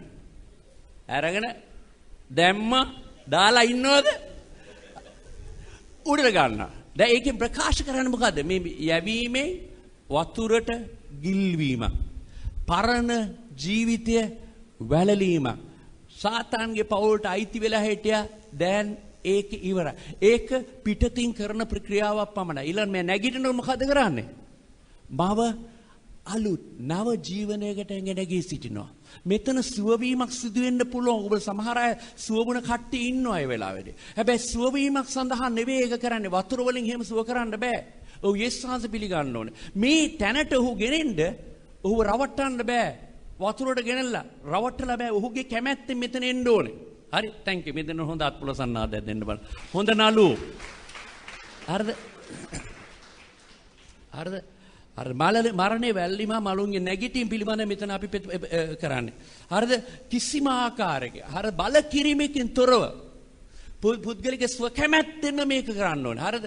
මේ හිතන්න බලන්න පණ තියෙන මිනිස්සෙක් ගෙන්නලා මේ බල කරලා වතුරට ගෙන්නලා දාපන් දැන් කර. ඒ කරන්න පුළුවන්ද? සිත දාල්සි ඔයාට කරාද එහෙම? හරිද? දිනේෂ් කරාද ඔයාට? විපුල මම හිතනවා ඔයාට නම් කරා මම හිතන්නේ. ඇදගෙන ආව නේද කවුද ඇල්ල බෙල්ලට තුණ්ඩුවක් දාපන්ක දැම්මද? නෑ. ඒදී ඇත්තේ මේ ක්‍රියාවෙන් පෙන්වන්නේ මම පිටතින් කරන මම අභ්‍යන්තරේ සිදුවන දේ මම පිටතින් කරලා පෙන්නනවා. ඉතින් බොහෝ අය මේ දේවල් වැරදි අර්ථකථනයක් දීලා වැරදි ආකාරයෙන් පෙන්වලා දෙලා තියෙනවා. හරිද? දැන් මේකයි කියන්නේ සභා සමාජිකත්වයේ ලබනවා කියලා. දැන් ලක්ෂරිට කියන්න අමතකුණ එකක් අර එන රැස්සී මාලාවට එන කට්ටියක් බලාපොරොත්තු වෙන මේ සභා සමාජිකත්වයක් ලැබපු කෙනෙක් මේ බෞතිස්මයක් ලැබ යුතුයි කියලා කියන බෞතිස්ම කියන වතුරේ ගිල්වන්න ඕනේ. ඒක අභ්‍යන්තරයෙන් වුණ සිද්ධියක් පිටතින් ක්‍රියා කරන ඔහු ලබා සිටියු පමණයි ඔහු සභා සමාජිකත්වයක් කියලා ගන්න. අපි විතරක් නෙවෙයි ලෝකෙම පිළිගත් ක්‍රමයක් ඒක. හරිද? දැන් මේ එක්කෙනෙක් කියන්න බලන්න යේසුසාන්ත ඒ දේ කරන්න ඉතල මැරිලා ගියා කියලා. හැබැයි යේසුසාන්ත පිළි අරගෙන එයා ෂුවරකට ස්වර්ගයට යනවා. හැබැයි අර පිටත ලාංඡනය පිටතින් කරන ඒ ක්‍රියාව අත්‍යවශ්‍යයි. හරිද? මොකද පවුලක දෙන විශේෂයෙන් වැදගත්ම දේ. හරිද? මොකද්ද? මම පංගල කියන එක බලන්න මම මේ සිංහල ලියලා තියෙන හරියද කියලා බලලා. හරිද? මේ මගේ සහෝදරයා හිටියේ නෑ. හරිද? වැරදි කියන්නේ එයාගේ මගේ අතින් තිබුණොත් වැරදි එයාගේ අත තමයි. හරිද? දැන් පවුලට ඇතුළුන වහා මොකද්ද තියෙන්නේ? දෙවියන් පියාණන් හරි දෙවි පියාණන් සහ සහෝදර සහෝදරයන් සමග පවුලේ සභාවේ තමන්ගේ ඔවුන්ගේ එක්ක සම්බන්ධතාවයක් ගෙතන. ඔබ යේසුස් වහන්සේ පිළිගත්ත වහාම ඔබ පවුලක සමාජිකත්වයක් ලැබෙනවා. පවුලේ කොටසක් බවට පත් වෙනවා. හරිද? ඒ අය තමන්ගේ පවුලේ අය බවට පත් වෙනවා. හරිද? ඔවුන්ගේ ඒ කියන්නේ ඔබ පවුලකට උපන් වහාම ඉනෝෂ් මේ පවුලට උපන් වහාම මේ දෙන්නගේ අම්මයි තාත්තා බවට පත් වුණා. අපි දන්න අනාගතේ නංගි මල්ලි ඇති වේද කියලා. හැබැයි දැනට එයා ඉන්නවා. හරිද? G12 එකක් හදනවා කියලා කිව්වා. කමන්නේ. හරිද? කොහොම හරි ඕන් එක පවුල. ඒ වගේ මොකද්ද වෙන්නේ? හෙබ්‍රෙව් 2:10 ඉඳලා 12ට කියලා තියෙනවා. යේසුස් වහන්සේ හොඳ මේක හින්දි තේරුම. යේසුස් වහන්සේ තමන්ගේ වැඩිමහල් සහෝදරයා බවට පත් වෙනවා කියලා තියෙනවා. දිවි පියාණන් යේසුස් වහන්සේ මගේ සහෝදරයෙක් බවට පත් වෙනවා කියලා. දැන් සමහර අය කියලා තියෙනවා. හරිද? කොහොමද මට එක්තරා පුද්ගලෙක් අහපු දෙයක් තමයි. හරිද? පවුලක සමාජික මේ යේසුස් වහන්සේ පිළිගත්ත වහාම යේසුස් වහන්සේ පිළිඅරගෙන තමගේ සහෝදරය බවට පත් වුණා. සමහර අය මේ ඉංග්‍රීසි විශේෂයෙන්ම ජීසස් කියලා කතා කරලා. එයා කතා කරන්නේ යේසු කියලා කතා කරන්නේ. මත කතෝලික පසුබිමින් එන කට්ටිය බොහෝ අය කියන්නේ නිකන් ජේසුස් වහන්සේ කියන්නේ. කොහොමද අපි ජේසුස් වහන්සේ කියන්නේ? කොහොමද ජීසස් කියලා කතා කරන්නේ? ලෝඩ් ජීසස් කියලා හැම වෙලෙම කියන්න ඕනේ කියලා.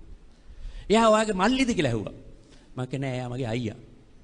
මම නම් කිව්වේ මම අර ඒ වෙලාව වෙන කෙනෙක් මං කියන්නේ එයා මගේ අයියා හින්දා කියලා. බයිබලයේ කියලා තියෙන්නේ අයියා හින්දා මේ හැබැයි මම කියන්නේ ඒ කිව්වා කියන්නේ උන්වහන්සේට ගෞරවයෙන් කතා කරන්න එපා නෙවෙයි. එතෙන්දි කියන්නේ උන්වහන්සේව තමන්ගේ වැඩිමහල් සහෝදරය. එතන තමන්ගේ කිට්ටු පුද්ගලෙක්. අගෞරවයක් හැටියට නෙමෙයි කතා කරන්නේ. ගෞරවණීය ලෙස ඔවුන් කතා කරන යේසුස් වහන්සේ ජේසු. මං ආදරේ යේසුස් වහන්සේ කියලා කියන්නේ මං ආදරේ ජේසු. වාටි වචනේ කිව්වා නම් ඉවරයි. ඇයි ඒ ජේසු කියන්නේ? ජේසුස් වහන්සේ. හැබැයි ඔයා කියන්නේ මොකද? ගෞරවණීය ආදරයක් එතෙන්ද තියෙනවා. වැරදි විදියට නෙවෙයි කියන්නේ. ඉතින් හේතු නම් ඔබ දෙවි මහන්සේගේ ඒ තමන්ගේ පවුලේ උහු කොටසක් ඉන්න. හරිද? දැන් මෙන්න මොකද? ඔබ පියාණන් වහන්සේගේ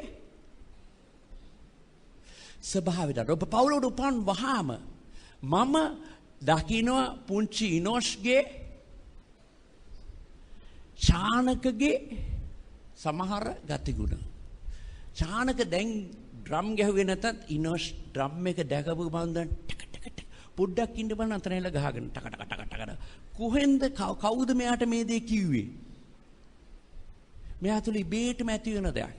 ඒ කියන්නේ දෙමෝපියන්ගේ ගතුගුණ ඉබේට වෙනවා. මෙන්න මේක හොඳ දෙයක් අපි තේරුම් ගන්න කියලා පියාණන් වහන්සේගේ ගතුගුණ අපි දැන් මේක වෙලා තියෙන තාමත් ඉනොස්ට කටහඬ නෑ තාත්තගේ. තාමත් කතා කරන්නේ යහි නෑ මම හිතුව තට්ටුවේ. නැත්තම් කිය අංක මොකගෙන මොනවද කියනවා කියලා. හරිද? හැබැයි ඔවුන්ගේ ස්වභාවය ටිකෙන් ටික වෙනස් වෙන්න පටන් ගන්නවා. ඊස්සන්ස පිළිගත්ත වහාම පවුලට ඇතුළු වහාම ඔවුන්ගේ ජීවිතේ මහා එකපාර වෙනසන්නේ ටිකෙන් ටික ක්‍රමයෙන් ඔවුන්ගේ දෙවි මහන්සේගේ පියාණන් වහන්සේගේ ස්වභාවයට ටික මාරු වෙන්න පටන් ගන්නවා. හරිද? ක්‍රමයෙන්. හරිද? පළවෙනි කොරින්ති දෙවෙනි කොරින්ති 3:18 කියලා අපි උන්වහන්සේගේ ස්වභාවයට මාරු වෙනවා කියලා. පියවරෙන් මහිමයෙන් මාරු වෙනවා කියලා. මේ පද දෙක ලියා ගන්නම මේ ඔක්කොම කියන්නේ ඒකයි. උන්වහන්සේගේ ස්වභාවයට. ඉතින් ආරම්භ උපන් ගමම ළමයිගෙන් ඒ දේ බලාපොරොත්තු වෙන්න බෑ. හරිද? ඉතින් ඒ හින්දා තමයි සමහරවල්ලාට පවුල්වල තියෙන සමහර ප්‍රශ්න. හරිද? අර පංගක් වෙලාට මාංශයේ ඵල ක්‍රමයෙන් ඉවත් වෙලා යනවා. සුද්ධාත්ම වහන්සේගේ ඵල ක්‍රමයෙන් ඇතුල් වෙන්න පටන් ගන්නවා. ඉස්සර තරහ යනවා. දැන් තරහ යනවා. හැබැයි තරහ ටික යන්නේ. ටික යනවා. එළියට යනවා. හරිද? දැන් වෙනස් වෙමින් පවතිනවා. අලුත් ජීවිතයක් බවට පත් වෙනවා. අර සමනලයා අර පුංචි අර මොකද ඒකට කියන්නේ මේ කෝෂයෙන් එළියට එනකොට වගේ. අර වෙනස් වෙන්න පටන් ගන්නවා. ජීවිතේ වෙනස් වෙන්න පටන්. කෝෂයෙන් එළියට ඇවිල්ලා හරිද අර දැලබුව වෙනස් වෙනවා වගේ ටික වෙනස් වෙන්න පටන් ගන්නවා. හරිද? ජීවිතේ ප්‍රේමය, ධර්මිෂ්ඨතාවය, සැබෑකම, අවංකත්වය, සත්භාවය වැනි දේවල් අපේ ජීවිතය ඇතුළේ වෙන්න පටන් ගන්නවා. ඉබේට මේ දේවල් මේ සාමාන්‍යයි. මේ දේවල් අපේ තුලට ඇතුල් වෙන්න ඕනේ. හරිද? මේ දේවල් අපේ ජීවිතේ ඉබේටම ඇතුල් වෙන්න පටන් ගන්නවා. හරිද? එකිනෙකා කෙරේ ප්‍රේමය. හරිද? පෙන්වන සෙනගක් බවට පරිවර්තන. හරිද? එකිනෙක අනිත් එක්කෙන ප්‍රේමය පෙන්වන සෙනගක් හැරෙන්න. දෙවි පියාණන් වහන්සේගේ ස්වභාවය ඒකයි. අපි තුලට ඒ ස්වභාවය ඇතුල් වෙන්න පටන් ගන්නවා. සතුරාට පවා ප්‍රේම කරන්න මේ මිනිස්සයා කොටියෙක් බදා ගන්න. ඒ තරම් ආදරයක් ඔය දෙක කරන්න යන්න එපා. හරිද? එක කොටියා මේ මිනිස්සයා බදා ගන්න. එදාට ඒ මිනිස්සයාගේ ඩිනර් එකට ගත්තේ නැති එක පුදුම දෙයක්. එයා හිතන්න ඇති. අර කතාව මතකයි නේ දෙක මිනිස්සෙක්. හරි කියන්නේ ඉගත් වෙලා යනවා. හරි කොහොම හරි මේ මිනිස්සයා මේ බදාගෙන ඉන්නේ මේ කොටියා මේ මිනිස්සයා ඛණ්ඩ කියලා නෙවෙයි. ඇත්තම ආදරයට බදාගෙන මේ මිනිස්සයාගේ ජීවිතේ වෙනසක්. තමන් අප්‍රිය කරන අප්‍රසන්න කියන පුද්ගලයෙක් පවා තමන් ආදරය කරන්න පටන් ගන්නවා. එදා මම දැක්ක වීඩියෝ එකක් කොහොමද මීයෝ දෙන්නෙකු පූසෙකු සෙල්ලම් කරන හැටි. මම බැලුවේ ඒක ගන්න කියලා මට වෙලා ගියා. මේ දහ ගන්න කියලා මේ සෙල්ලම් කරනවා. මීයෝ දෙන්නෙකු පූසයි සෙල්ලම් කරන හැටි. මේක තමයි ක්‍රිස්තියානි ජීවිතේ. සතුරන්ට පවා ප්‍රේම කිරීමේ හැකියාවක්. හරිද? දැන් මෙතන පද ගොඩක් තියෙන කරුණා කරලා ලියා ගන්න බලන්න. හරිද? ප්‍රේමයෙන් පිරුණු සෙනගක් බවට පරිවර්තනය වෙනවා. මේකයි මූලිකද. මේක හොඳින් තේරුම් ගන්න බලන්න. අපි අද බොහෝ විට බලන් දකින්න පුළුවන් වන්නේ හරිද? සත්‍යතාව රැකගන්න බලන බොරු කියලා. ඒක වෙන්න පුළුවන්ද කවදා? සත්‍ය කියලා දෙයක් රැකගන්නවා බොරුවක් කිය. ඒ රැකගන්නවා බොරුවක් කියලා. මේක හොඳින් අහගන්න බලන්න. සත්‍ය කොහොමද රැකගන්නේ බොරුවක් කියලා? පරස්පර විරෝධ දෙයක්.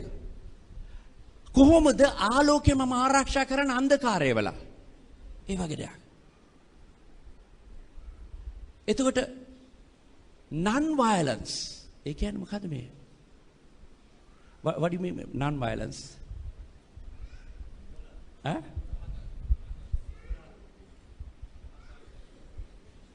Non violent means non violence, you preach non violence. ඔබ අවිහිංසාවාදයේ දේශනා කරනවා හිංසාකාරී ක්‍රියා කරලා. හරිද? හිංසාකාරී මේක හොඳින් අහගන්න බලන්න. අවිහිංසාව දේශනා කරන්න පුළුවන් ද හිංසාව කරමින්? දිව්‍ය මහත්ගේ සෙනග ඒ වගේ දෙන්න බෑ. මේ හින්දා යේසුස් ඔබ සතුරන්ට ප්‍රේම කරන්න මේක කළ යුතුයමයි. අවිහිංසාවාදය කවදාවත් ජයග්‍රහණය කරන්න බෑ හිංසාව කරලා.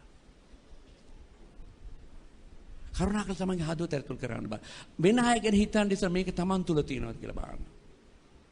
බොරු කියලා මේකයි සුවයක් වුණා කියලා බොරු කියන්න එපා. ඒ උනේ නැත්තන් නෑ.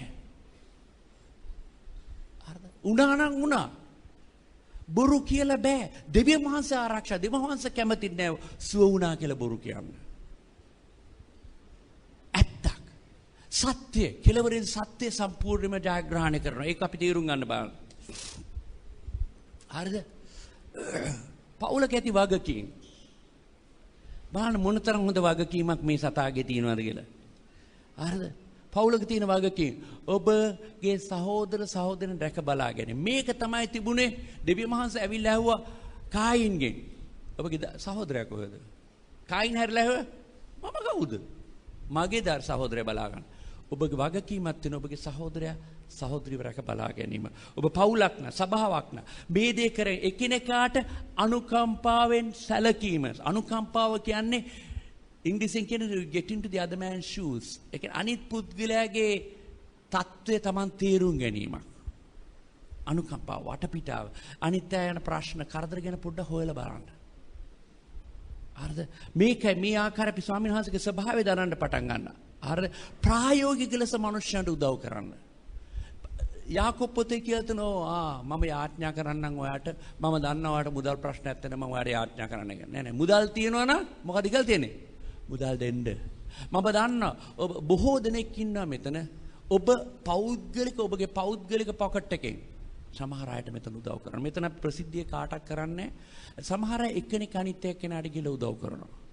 ඒ කරලා දීලා තියෙනවා. මම හොඳින් දැකලා තියෙනවා. සමහර මම දැකලා තියෙන ওই ප්‍රශ්න තුලින් මම දන්නවා මගේ පුතා විවාහ වුණ වෙලාවේදී මට ලැබුණු උපකාරවල්. බොහෝ දෙනා ඇවිල්ලා නොයෙකුත් ආකාර මේ පොළව පොලිෂ් කරන එක ඉඳලා මේ උඩ බල් දාන දක්වා. කරන හැම දෙයක්ම මිනිස්සුන් ඇවිල්ලා කරා. උන් කරේ Tamanට ලැබෙන දෙයක් නිසා නෙවෙයි. කැමැත්තෙන් උවමනාවෙන් ප්‍රායෝගික ලෙස මිනිස්සුන් ඇවිල්ලා උපකාර කරා. මම මොනවද කරන්න පුළුවන්? සමහර තමයිගේ වාහන පවා මම දෙන්න පුළුවන්. අරකට දෙන්න පුළුවන්. මේක මම මේ දේම දකිනවා මගේ ළමයට විතරක් නෙවෙයි වෙන අයට සමහර අය කරනවා. මොනව බලාපොරොත්තුවක් නැතුව. මේ දේ ඔබ කළ යුතුයි. ඒ වගේ ඔබ ලබා ගන්නත් ලෑස්ති වෙලා ඉන්න බලන්න. මේකයි සභාව කියන්නේ. මේකයි පවුලක් කියන්නේ. එක්කෙනෙක් අනිත් එක්කෙනා දිරිමත් කිරීම, ශක්තිමත් කිරීම. මේ දේවල් සභාවට ඇති. වැදගත් වෙලා තියෙන ඔබ කුඩා කණ්ඩායමට ඇති නැත්තම් මේ දේවල් වෙන්නේ නැහැ. බොහෝ විට කුඩා කණ්ඩායමකිනෝට එක්කෙනෙක් අනිත් එක්කෙනාගේ ප්‍රශ්න නොයෙකුත් දේවල් අඳුර ගන්නවා. ඉක්මනින් යමු. අපි දකින්න පුළුවන් මේ සභා පවුලක සිටීමේ වාග්ය මොකද්ද? පියාණන් වහන්සේගේ ප්‍රේමය අඳුර ගන්න පටන් ගන්නවා. කිට්ටු වෙනවා. ඔබ ඒ කියන්නේ පවුලකට ඇතුළු වුණා පියාණන්ගේ ප්‍රේමය ඔබ වැඩි වැඩියෙන් අඳුර ගන්න පටන් ගන්නවා. උන්වහන්සේගේ කොන්දේස් රහිත ප්‍රේමය ඔබ තේරුම් ගන්න පටන් ගන්නවා. කවදාවත් නැති ආකාර කොන්දේස් රහිත ප්‍රේමයක් උන්වහන්සේ පෙන්වන්නට පටන් ගන්න. පළවෙනි යෝහන් 3:1 බලන්න. අර උන්වහන්සේ ඔබට කොන්දේස් රහිතව දෙක උන්වහන්සේගේ පවුලේ නාමය ඔබට හිමි වෙනවා. යේසුස් කියන නාමය. යේසුස් කිව්වා මගේ නාමයෙන් ඉල්ලපල්ලා. මගේ නාමයෙන් ඔබ යකුන් දුරු කරපන්න. ඒ කියන්නේ නාමය ලැබෙනවා. අර්ධ මගේ පවුලට උපන් මහාම මගේ දරුවන්ට ෆ්‍රේසර් කියන නාමය ලැබුණා. ශානගේ පවුල වුණා මෙන්ඩිස් කියලා ලැබුණා. ඒ නාමය බලවත්. දිව්‍ය මහත්ගේ පවුල උපන් වහාම මේ නිසා සමහර සභාවල නම වෙනස් කරන බෞද්ධසම ලැබපු වහාම හිටපු පුද්ගලයාගේ නම වෙනස් කරනවා. ඊටමත් වැදගත්. ඒ නම වැදගත්. හරිද? උන්වහන්සේ පියාණන් වහන්සේගේ උරුමය පියාණන් වහන්සේගේ උරුමයක් ලැබෙනවා. තේරුම් ගන්න බාන්න මම උන්වහන්සේගේ උරුමේ තේරුම් ගන්නේ මම උන්වහන්සේගේ තියෙන පියාණන් වහන්සේත් එක්ක තියෙන සම්බන්ධතාවය අනුව පමණයි. හරිද? රෝම 8:16 ඉඳලා 17 කිව්වොතුම දකින්න පුළුවන් මේ දේ සම්පූර්ණ පළවෙනි පේතෘස් 1:2 ඉඳලා 4 හරිද? මේ ඔක්කොම දකින්න පුළුවන් මේ හරිද? අනාගතය පිළිබඳ ඇති තියෙන සුරක්ෂිතතාවය. මරුණොත් මට බය වෙන වැඩක් නෑ. මම කටුස්සෙක් වෙලා නෙවෙයි ඉපදෙන්න යන්නේ. මම ඉපදෙන්න යන්නේ මම අනිත් පැත්තට යන්නේ දිව්‍ය මහන්සේගේ පාව මුලට යන්නේ. මම දන්නවා පියාණන් වහන්සේ මට කියලා තියෙනවා ඒ දේ. මම පියාණන් වහන්සේ වෙත යන්නේ. එවැනි සුරක්ෂිතභාවයක් තියෙන. ඉදිරි අනාගතය ගැන මට සුරක්ෂිතභාවයක් තියෙන. උන්වහන්සේ මාව රැක ගන්නවා, මම බලා ගන්නවා. ඒ දේ පියාණන් වහන්සේගේ නිරන්තර සැපවීමක් මට තියෙනවා. කවදාවත් අඩුවක් නැතුව උන්වහන්සේගේ නිරන්තර සැපවීමක් තියෙනවා. මතෙව් 7:11 කියලා තියෙනවා. හරිද? හැබැයි දිව්‍ය වහන්සේ නිරන්තර වශයෙන් දිව්‍ය වහන්සේ බලාපොරොත්තු වන අපෙත් එක්ක සම්බන්ධතාවයක් තියාගන්න. මේකයි සභාවේ තියෙන විශේෂත්වය. උන්වහන්සේ කැමති අපෙත් එක්ක සම්බන්ධතාව, මගෙත් එක්ක ඔයත් එක්ක සම්බන්ධතාවයට පෞද්ගලික වශයෙන් කිට්ටු වෙලා අපෙත් එක්ක ගමන් කරන්න කියලා. මේකයි තියෙන අපි තියෙන මේක විතේම විශේෂම දේ. අකිකරු පුත්‍රයා කතාව බලන්න පුළුවන් මේ දේශනා කරන්න වෙලාවක් නැහැ ගැන. අද ලෝකේ අනාථයන්ගෙන් පිරීලලු. වෙලා තියෙන්නේ පියවරුන් නොමැති ලෝකයක් ලොද. එක්කෝ පියා ඉන්න පියාගේ තැන ගන්නෙ නෑ. එයා ඉන්නේ ගෙදරට බෝතලෙ තුරුල් කරගෙන. පියාගේ පීතෘභාවය Taman ජීවිතේට සබාවට දෙන්නේ නෑ. මිනිස්සුන්ට තමන්ගේ පවුලට ප්‍රකාශ කළා. ඉතින් මව ඒ දෙකම බාර අරගෙන ඉදිරියට යනවා. ඉතින් කියලා තියෙන මේ 7 වර්ෂයේ තරම්, ඊයේ 7 වර්ෂයේ මේ 7 වර්ෂ තරම් එකක් යුද්ධ නිසා විනාශ වෙලා තියෙන පිරිමි ගොඩ. අන්තික ස්වභාවික වශයෙන් පියවරුන්ගේ මදභාවය. ඔන්නේ පියවරුන් ඉන්නේ කො ටීවී එකේ ඉස්සරහා පිට. පියවරුන් ඉන්නේ එහෙම නැත්නම් තමාගේ පියා වෙන ගෑණියෙක් පස්සේ ගිහිල්ලා වෙන තැනක මේ තරුවන් තනියම හැදෙන්න පටන් ගන්නවා. ලෝකේ විකෘති වෙලා. මේ මොන තරම් තත්ත්වයක් තිබුණත් එක දෙයක් අපි තේරුම් ගන්න බාන. ස්වාමීන් වහන්සේ, දෙවියන් වහන්සේ අපේ පියාණන්ට කවදාවත් අපාතැරලා යන්නේ. මේ හින්දායි දෙවි වහන්සේ කැමති අපි උන්වහන්සේගේ තුරුල්ට ගන්න කියලා. මේ නිසා සභාව කෙනෙක්ගේ තරම් වැදගත්. මේ නිසා උන්වහන්සේ කියන්නේ දේවචනේ කියලා තියෙන උන්වහන්සේ හරිද මේ නිවස් නැති, ගෙවල් නැති මිනිස්යන් අනාථයන්ව උන්වහන්සේගේ පවුලට එකතු කර ගන්නවා කියලා. සංගීත කණ්ඩායම එන වෙලාවේදී කරුණාකර ඔබ මොහොතක් ඔබ හිස පහත් කර ගන්නවා බලන්න. සමාවෙන්න අද ටිකක් වෙලා ගියා. ගොඩක් දේවල් කියන්න තිබුණේ ඉන්නා. ඔබ ඉන්න ආකාරෙම හිතවා ගන්න සංගීත කණ්ඩායමෙන් එන්න බලන්න. මම දන්නේ ඔබ මොන වගේ තත්ත්වයක්, මොන වගේ ප්‍රශ්නයක්, මොන වගේ කරදරයක් තුලින් යනවද කියලා. මේ දේ වචනය අනුව සභාව කියන්නේ මෙන්න මේකයි. සභා ශරීරය මෙන්න මේකයි. සභා පවුලක්. දේවල් ලබා ගන්න විතරක් නෙවෙයි. දේවල් දීම සඳහා අනිත් අයට දෙන්න. අනුත්‍යයේ අවශ්‍යතාවයන් ඔබ තුලින් සැපයීමට. මම මේ පින්තූරය බලනකොට හරි ආසාවක් තිබුණා. පියෙක් කොහොමද මේ තමාගේ දරුවව උඩ දාලා තුරුල් කර ගන්නවා. කොතරම් ඉන්නවද මෙතන අය මම අහුවොත් ප්‍රශ්නයක්. ඔබ කවදාවත් කියන්න බෑ. ඔබගේ පියා විශේෂයෙන්ම ඔබගේ පියා ඔබ කවද තුරුල් කරගත්තේ? මෙතන ඉන්න මහතා 50ට 60ක් කිය කවදා මගේ පියා මාව තුරුල් කරගන්නේ නැහැ. මම හොඳ උගත් වෛද්‍යවරයෙක් තමගේ දරුවගේ තියෙන ප්‍රශ්නයක් පිළිබඳව කතා කරගෙන ඉන්නවා. මම එක ප්‍රශ්නයක් ඇහුවා. ඔයාගේ දරුවා තුරුල් කරගෙන ඉන්නවද? නෑ. යානික බය වෙලා වගේ. නෑ කවදාවත් කරලා නැහැ කියලා කිව්වා. ඇයි කරේ නැත්තේ කියලා කිව්වා. ඊට පස්සේ යාගේ ඇස් දෙකට කඳුළු ආවා කියලා. මගේ තාත්තා කවදාවත් මාව තුරුල් කරගෙන ඉඳලා නැහැ කියලා කිව්වා. මට ඒක කරන්න දන්නේ නැහැ. මම දැන් කරොත් මට අමුතුයි වගේ කියලා කිව්වා. තවත් පුද්ගලෙක් තමන්ගේ දරුවා මාත්කුඩු ගහන්න පටන් ගන්නවා. මම ඇහුවා ඔයා කවදාවත් ඔයාගේ දරුවා කිව්ට එයා කියන්නේ අපි අතර සම්බන්ධතාවයක් නැහැ බ්‍රදර්ලා. එයා මට කතා කරන්න මම කතා කරන්න. මං එයා කුඩු ගැහුවා. ඔයා කවදාවත් එයා තුරුල් කරගෙන ඉඳලා තියෙනවද? නැහැ කිව්වා. කවදාවත් නැහැ. කවදාවත් ඉදි කරලා නැහැ. මම එකක් ඉල්ලන්න බෑ තමන්ගේ පියවරුන්ගෙන්.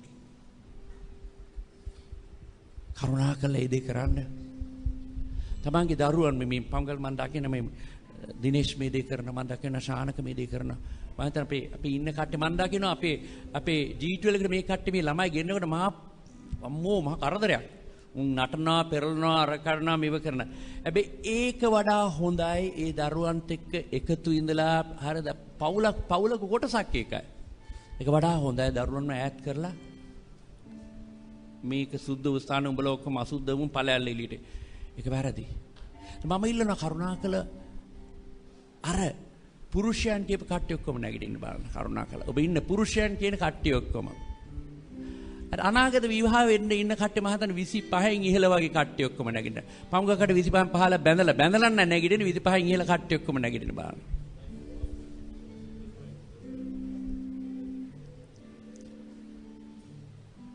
අපි සියලුම දැස් වසා ගන්නවා. දෙවියන් වහන්සේ ඔබෙන් ඉල්ලන එක දෙයක්. සමහරවිට ඔබ හොඳ පියෙක් වෙන්න පුළුවන්. හොඳ පියෙක් වෙන්න පුළුවන්. ඒ අතරම දෙවියන් වහන්සේ එක දෙයක් ඉල්ලනවා. පොඩ්ඩක් අවට බලන්න. සභාව දිහා බලන්න. සභාවේ ඉන්න තවත් දරුවරු ගොඩාක් දෙනෙක් ඉන්නවා. ඔවුන්ට පියවරුන් නැහැ. ඔවුන් හොඳ එක්සැම්පල් එකක් හොයන හොඳ ආදර්ශයක් හොයනවා. ඔබට මේ පුද්ගලයා බවට පත් වෙන්න පුළුවන්. සාමනස ඔබව කැඳවෙන වෙන කැඳවීමක් වැඩක් නැහැ. සාමනහස්සේ ඔබව කැඳවෙනවා ඒ தത്വයට ගෙනෙන්න කියලා. ඔබ විශේෂයි. ඔබ විශේෂයි. අද කැමති ස්වාමීන් වහන්සේ උන්වහන්සේගේම ආත්මය ඔබ වෙත වන්න කියලා. පියෙකුගේ ආත්මය වල ඔබ වෙනස් කරන්න කියලා. ඔබ අලුත් කරන්න කියලා. ඔබට නැවුම් භාවයක් දෙන්න කියලා. පියෙකුගේ ආත්මයක් අරගෙන මේ අද විනාශ වෙලා තියෙන ලෝකේ අද මේ යුද්ධය නිසා දහස් ගණනක් පිරිමින් නැති වෙලා තියලා තියෙනවා. ලෝකේ බලනවා මට තාත්තා කෙනෙක් ඉන්නේ කවුද? කවුද මට මඟ පෙන්වන්නේ කවුද? මට කී දෙනෙක් ඉන්න දරුවන් තමයිගේ තාත්තා තමයිගේ අතින් අරගෙන යනවා දැකලා තියෙනවද? හිස් නමා ගම්බා. කුෂාන්ට එන්න කියන මම කරුණා කළා. ලැබියුණි යාඥා කරන්න කියලා සාමිනේ මේ සෙනගවෙනි යාඥා කරන්න සාමිනේ. හොඳ පියවරුන් අපේ අතර බිහි වෙයි කියලා. පියාණන් වහන්සේගේ හදවත දැන්න. දෙවියන් පියාණන් වහන්සේගේ හදවතත් එක්ක ඉන්න යහපත් පියවරු. මම කියන්නේ මේ මහා පාස්ටර්ස්ලා ඉන්න පුළුවන් මහා කැත පියවරු වෙන්න පුළුවන්. මම කියන්නේ හොඳ පියෙක්, යහපත් පියෙක්, හොඳ පියෙක් බවටපත් වෙන්න කියලා. මම ඉල්ලන්නේ කැමති මෙතන දිනේෂුත් වෙනවා, ශානකත් වෙනවාද? මේ තුන් දෙනාට මම ඉල්ලනවා කරුණාකරලා එකතු වෙලා මේ හැම කෙනෙක්ටම යාඥා කරන්න මේ උඩට එන්න බලන්න. Hallelujah. Stuti Swamini.